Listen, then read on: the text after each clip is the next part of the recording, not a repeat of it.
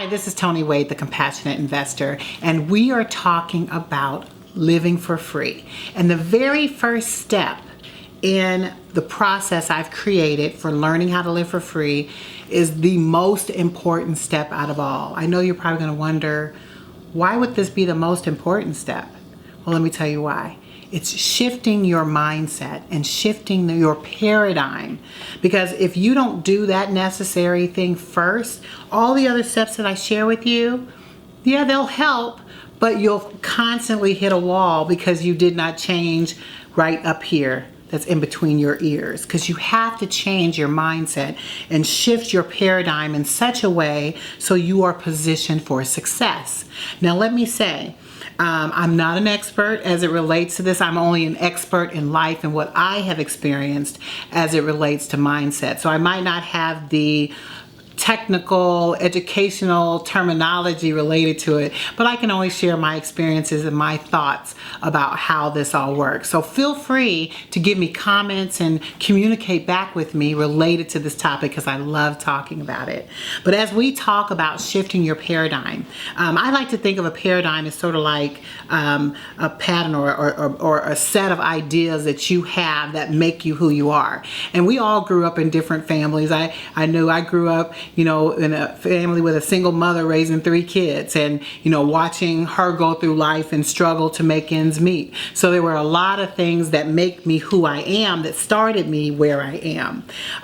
But as I think about some of my beliefs related to that, I remember as a little girl hearing all the time that, money is the root of all evil. And to this day, I sort of laugh because, I think we take that out of context. I know a lot of it is biblical, but I believe money is a resource for the things that allow me to be able to do the things to support the kingdom. So you see how a shift in just the thought and how I associate money. It's not the root of all evil. If you believe that that is the root of all evil, when you get money in your hand, what happens to it?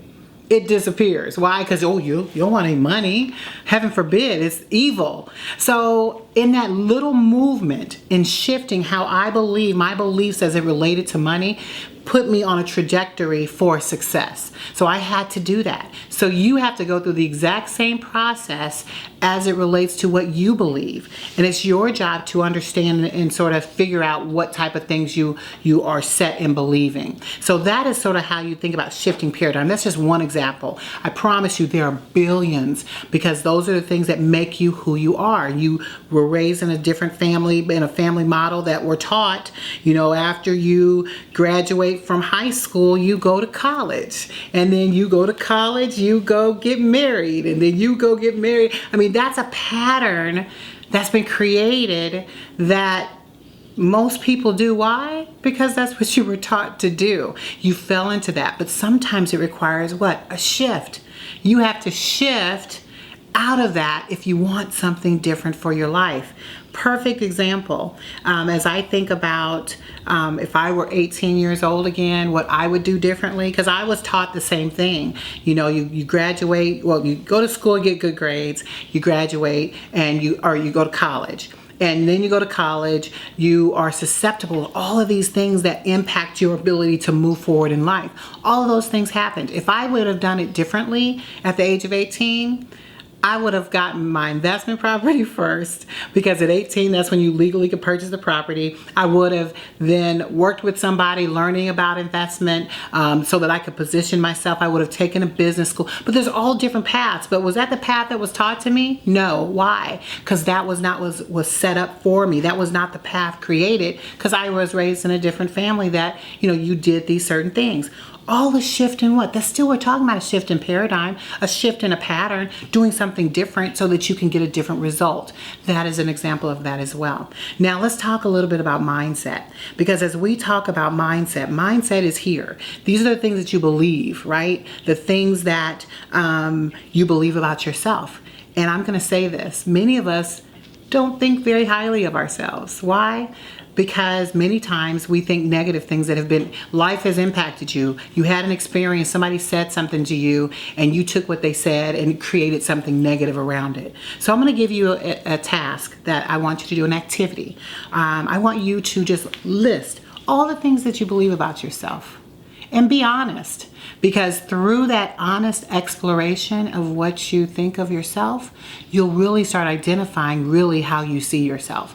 And make a list. You can have a list of how you see yourself on a positive and on a negative. Write that down and you can figure out, if you find yourself being very negative, it's probably because of those things that have impacted you.